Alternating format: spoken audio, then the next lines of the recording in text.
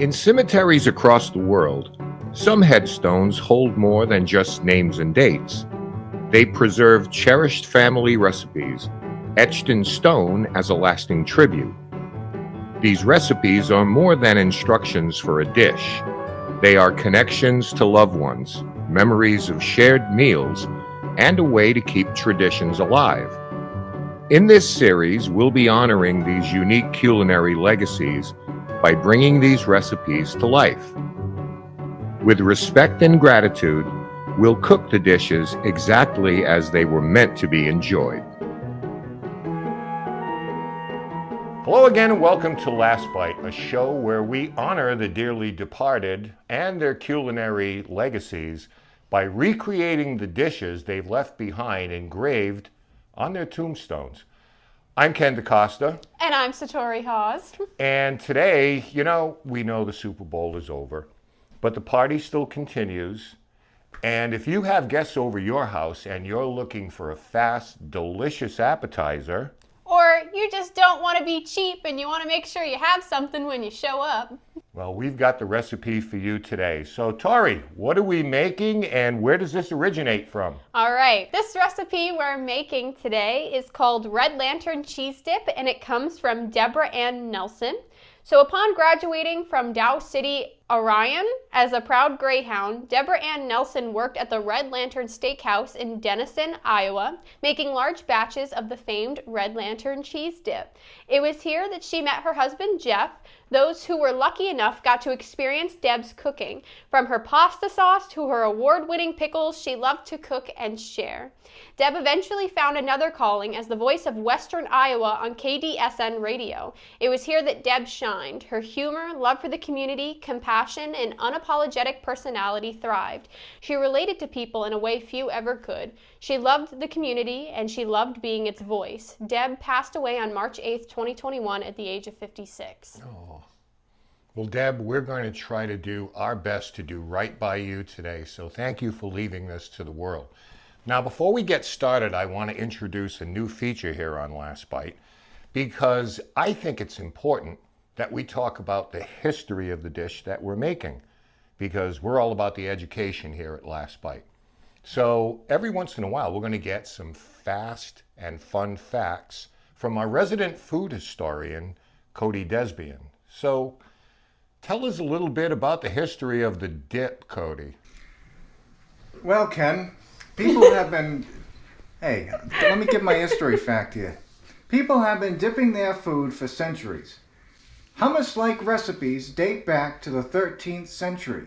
One of the earliest dips to become popular, long before chips ever came into existence, is the Greek...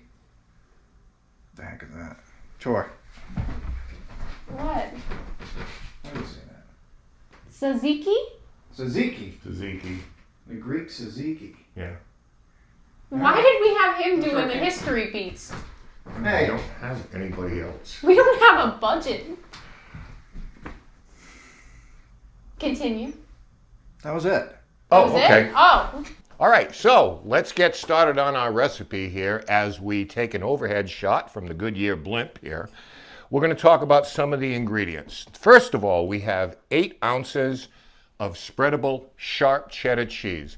Has to be sharp cheddar. Okay. Can't be just any cheese, got to be sharp cheddar. Okay. We have a 1/4 cup of sour cream, another 1/4 cup of mayonnaise. Mayonnaise? Yes. Now, if I could be serious for a moment here, folks, just kind of come in here. When we talk about mayonnaise, we're talking about real mayonnaise. We're not talking about Miracle Whip.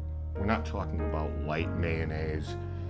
For a few cents more a day, you can get real mayonnaise. All right? So use that. Think of the children. All right, so we're back to this right now. So we also have 1/2 teaspoon of garlic powder, 1/2 teaspoon of chopped dried onion, like you'd have an onion soup mix, Okay. right? Because I guess you want the crunch. And a splash of milk. I'm not sure what a splash is, Yeah, it looks like a splash. Yeah. Yeah. And everybody's favorite bacon bits. I have 3 I have 2 slabs of bacon in here. So we're going to combine all this, and we have our KitchenAid here. Use the paddle attachment for it. Everything is going to go in there, and we'll combine that. Okay. And red lantern cheese dip it is. So. Is there like an order? We'll know. Okay. Oh Okay. my God, I almost just So punched you the were cheese. coming back to you here, and you can choose your weapon over there. All right, so scoop that right into there. Okay. The whole it's thing. warm. While you do that, let's have another dip fact. Cody? Did you know Probably not. hummus, as part of Middle Eastern and Mediterranean cuisines for centuries, did not appear in the United States until after World War II? That's interesting. Are you a hummus gal? I like hummus, but I'm very picky about the hummus that I eat. I'm not a hummus person. Why? I can take 2 or 3 little, dips of it, but then it starts to taste like spackle. No offense to you hummus lovers, hummusites out there. I can't. I don't like most hummus, but I like boar's head hummus. I think that's good. I don't know. Do you like the ones that you got to mix it like blueberries on yogurt, that red stuff, and you kind of... I don't mix it. I just... Well, it's not for me. Okay, so we're going to go next with our 1/4 cup of sour cream. This is a trust the process kind of recipe. Yeah. Because I would never think to put some of these things. No, you can use this same spoon because it's all going to end up in the same place. Now, folks, this is real mayonnaise. So don't get too close. How did you... Did you make this yourself, or did you Yeah, I made it myself.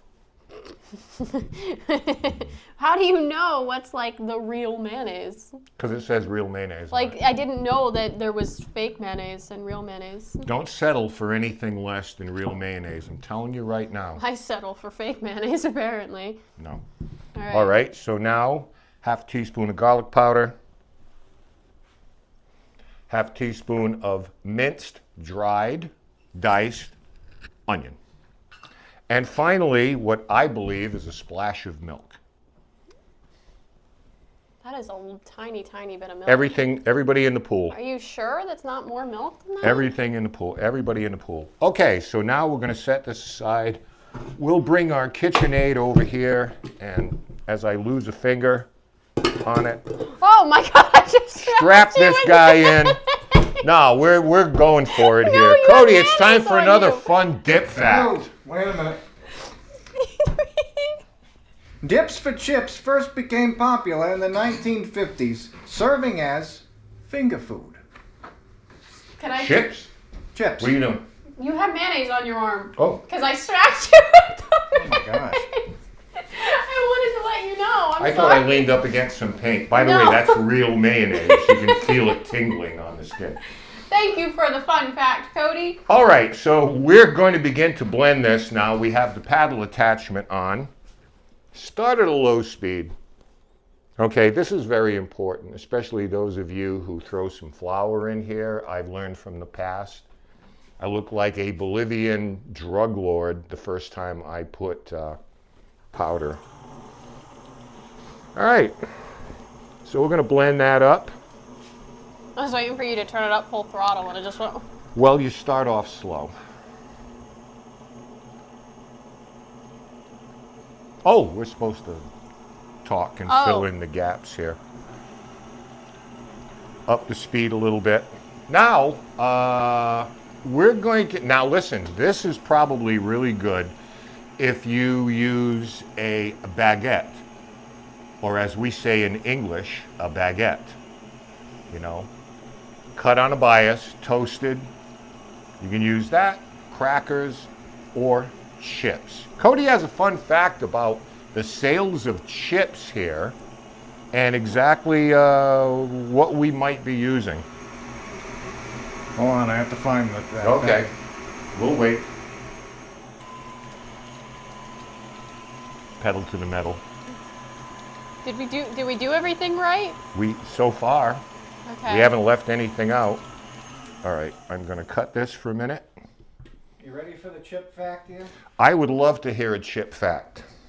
Doritos was the leading U.S. tortilla chip brand with approximately 1.13 billion units sold. Tostitos was second with 376 million units in sales. That's a big difference. That's a big difference. So today, I got more stuff on me. So today, because we're all about the underdog here at Last Bite, we're going for the number 2. We're using Tostitos today because they need the love. Yeah. All right, so we're going to finish this up, and then at that point, we, or you more specifically, are going to scoop that into that really fancy looking bowl there.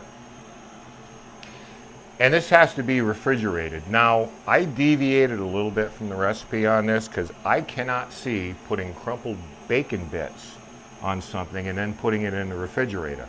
No bueno. So, Deb, I apologize, but we're going to use the bacon bits as a garnish. And when this is done, then we'll sprinkle them around and we'll eat it. So I think we've achieved. Are you sure? It looks Success pretty here. light. It's supposed to be. We'll scoop off the paddle. Take your spoon and scoop that right into that dish while I just kind of hang back out here.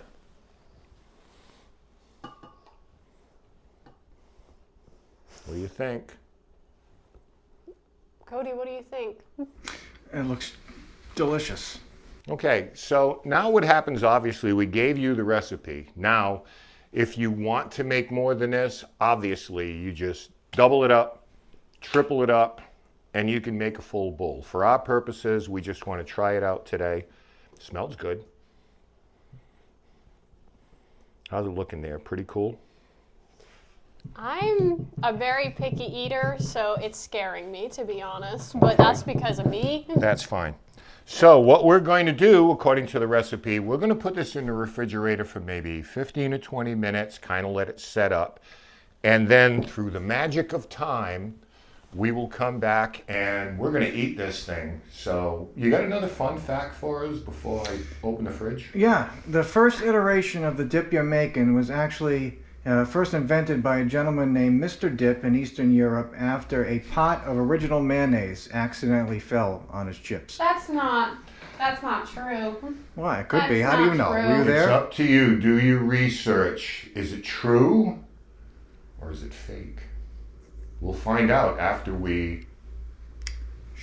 We'll find out after we take this out of the fridge right now. We'll be right back. All right, it's been about 15 minutes. We've had it in the refrigerator, but there's one last thing to do. It has to be garnished with bacon bits. Oh boy. Okay. So here's what I would suggest. Oh wow. That's fancy. Okay. Like that. Whatever's left that you haven't eaten. Do you want to put some in? No, you're doing great. Okay, you don't? Okay, that's good. All right, so all it's left to do is taste it now. Who's going to step up? Me. Okay. Cody's using the chip method Chip? right now. And here we go. Oh yeah. Definitely hardened up. some. Red Lantern dip. Dip. You go.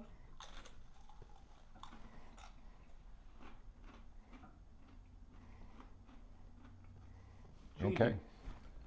I'm going to step up now The bacon's good. and take my share. If you have chips or even crackers with it, the bacon does add a little bit more crunch and texture to it. I like it. I like it. And the great thing, we were talking about this off camera, is Deborah was working at this restaurant, came up with this recipe, named it after the restaurant, and they liked it so much they put it on the menu. That's not something that happens quite often.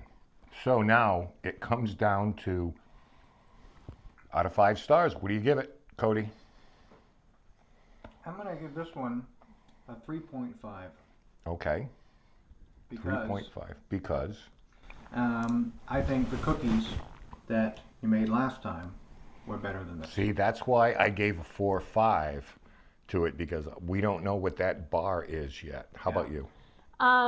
It's mostly because of me. I'm a texture person. Like, I'm very picky about the textures of foods. So I can't give this a 5 out of 5 stars, but it's up there. I think it's just the textures for me. Okay, I'm giving it a 27.8 because I'm a cheese dip snob, and I love the idea of introducing the bacon in this. Yeah, I love the bacon. The bacon was really good. Now, one thing as we look over the recipe, what I will say is it's probably in your best interest if you get a spreadable cheese, pop it into the microwave for 30 seconds to a minute, really kind of soften it up so you can like stir it with a spoon. And I think that would help a little bit with the consistency. But this is delicious. Deborah, thank you so much. Thank you. We will be back with another episode. We'll choose something from the archive of recipes that have been left to us by a dearly departed. So, I'm Ken DaCosta on behalf of Cody and Satori. I mean, food is love, food is friendship, and keep eating right down to the last bite. See you next time.